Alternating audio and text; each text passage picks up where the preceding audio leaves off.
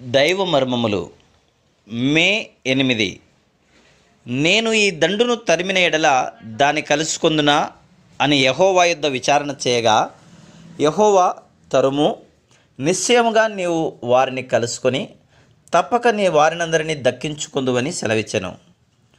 1 సమూయేలు 30:8. దావీదును అతని జనులు తిరిగి సిక్లగు చేరినప్పటికీ ఇండ్లన్నీ కాలిపోయినట్టు చూచిరి. వారి స్త్రీలు, బిడ్డలు, వారి సొత్తు సమస్తమును అమాలేకీయులు తీసుకుని పోయుండిరి. దావీదు తప్పిదం వలన ఇదంతయు సంభవించెను.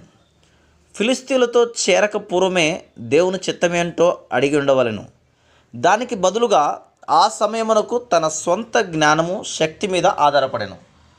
తాము పొందిన నష్టమును బట్టి దావీదు స్నేహితులు భరించలేని దుఃఖం పాలై దావీదును రాళ్ళు రువ్వి చంపుటకు సిద్ధపడిరి. కష్టములు వచ్చినప్పుడు స్నేహితులు సైతం విరోధులు కాగలరు. 1 సమూయేలు 36. అట్టి సమయంలో దావీదు తన దేవుడైన యెహోవాను బట్టి ధైర్యము తెచ్చుకొనెను.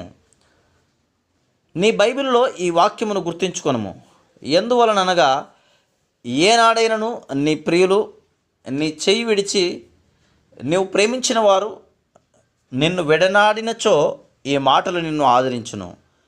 దావీదునకు బుద్ధి వచ్చినప్పుడు, ఓ దేవా, నీ చిత్తమును కనుగొనకుండగానే ఫిలిస్తీయులను చేరిన ఈ నా తప్పిదమును క్షమించుము అని దేవునికి ప్రార్థించుచున్నాడు. వెంటనే యాజకుడైన అబ్యాతారును పిలిపించి, నా నిమిత్తమై దయచేసి దేవుని చిత్తము కనుగొనుము, మన శత్రువులైన అమాలేకుల మీదకి పోకుందుమా అని అడగగా, దేవుడు పొమ్ము అని చెప్పెను. మరలా దావీదు, ప్రభువా, వారిని తరిమిన ఎడల సమస్తమును దక్కించుకోగలమా లేదా అని అడిగినప్పుడు, దేవుడు 8వ వచనములో, తరుము, నిశ్చయముగా నీవు వారిని కలుసుకొని తప్పక నీ వారినందరినీ దక్కించుకొందువని సెలవిచ్చెను.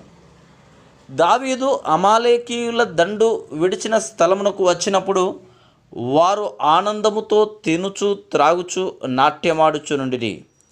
అకస్మాత్తుగా దావీదు అతనితో కూడా ఉన్నవారు అమాలేకీయుల మీద పడి వారిని దోచుకొని తమ భార్యలను, పిల్లలను, తమ సొత్తునంతటిని తిరిగి తెచ్చుకొనగలిగిరి.